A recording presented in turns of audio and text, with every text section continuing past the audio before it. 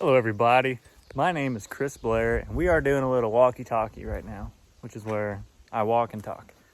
Helps me get my juices flowing for conversation.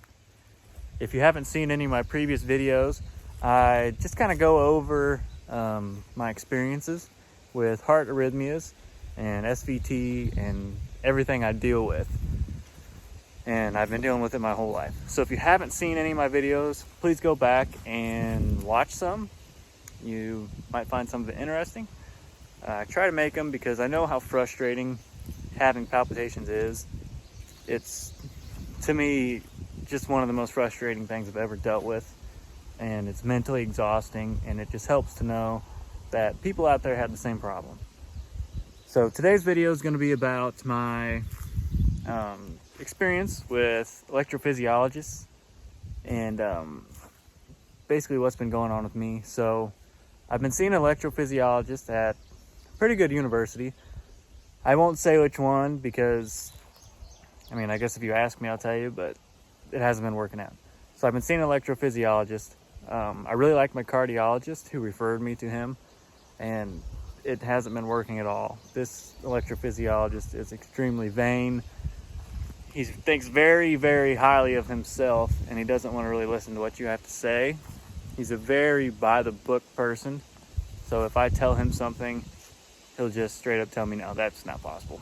Nope, not possible. That's not it. Nope. And I'm like, well, that is what's happening, so can you explain that to me? And he's just like, well, that's not possible. So, but anyways, I just now got news today, about 30 minutes ago, that I finally got a referral to a new electrophysiologist at a different university, at a bigger university, and they're supposed to be, supposedly, from what I hear, about as good as it gets, and I'm pretty excited about that fact. I hope to finally get some help and hopefully get somebody that acts like they care, because my last electrophysiologist didn't do it. And he even did an EP study on me, which wasn't successful. And I know he was upset with me because when I woke up from the EP study, he told me that he wasn't able to ablate. He wasn't able to do anything basically. And I was emotional. I was upset. I didn't say anything against him. I didn't say, well, why couldn't you? Or, well, I guess I did say, like, why couldn't you? But I didn't say I blame you for it. I just wanted to know what the reason was and why, it's my body. It's pretty important to me. I want to know what the problem was. He didn't like that. He doesn't like being questioned. He didn't like that I just wouldn't accept the fact that he didn't do it. Like, just the way it is kind of what he was saying. And he wasn't very, I don't know. In that moment, it was emotional. I was upset, and he could care less. They just kind of wheeled me out the room and stuck me in the hallway, and I just had to sit there forever. It was not a good experience. And then going back to his office, I've never felt like I was at the principal's office before when I went to a doctor's appointment. Even my wife was just like, I could see fire in her eyes. She was angry the way he was talking to me and trying to talk down to me. And it was just an all-around terrible experience. I hope nobody has to go through that. And I would like to say his name and run him through the mud, but I'm not going to. I just hope that this new electrophysiologist that I'm going to see will be better. It's a bigger university. And, just keep your chin up, people. If things don't work out the first time, there's always another doctor out there. And I'm really hoping that this guy's going to work out. He seems like a really good doctor. I've looked him up online. He has a video out there. He seems like a pretty decent doctor, and I look forward to seeing him. But let me switch arms here, maybe. Arm's getting tired. But yeah, that was my experience.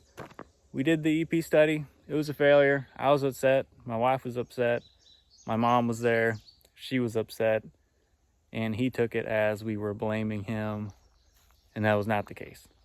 And I knew from the very first appointment that I went to that we weren't really vibing very well. We weren't seeing eye to eye. He wasn't listening to me. And yeah, it just didn't work out. I went to a few appointments.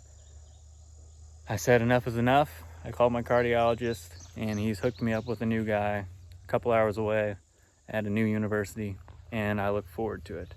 So hopefully I'll be able to take all of these EKGs and Holter monitors and all these records that I have now from all the doctors I've seen, take them to a really good doctor, and he'll be able to figure it out. That's what I'm hoping. And I hope to one day be able to make a video talking about how we got it all figured out, and I'm feeling much better. But as of right now, I'm still dealing with palpitations every day. I just got my results back from a Holter monitor, or a MCOT monitor that I wore for a month, and it caught several different kinds of SVT. There was a lot of PACs. There were, I don't even know all of them. I'd have to make a video to go over just what that MCOT strip said, because there was like 268 things caught that month, and I can make a whole new video about what those were if you would like. But I really just wanted to make this video to let you know that I'm excited to go see a new electrophysiologist. He's supposed to be really good. And yeah, if you have any questions, just let me know. Thanks.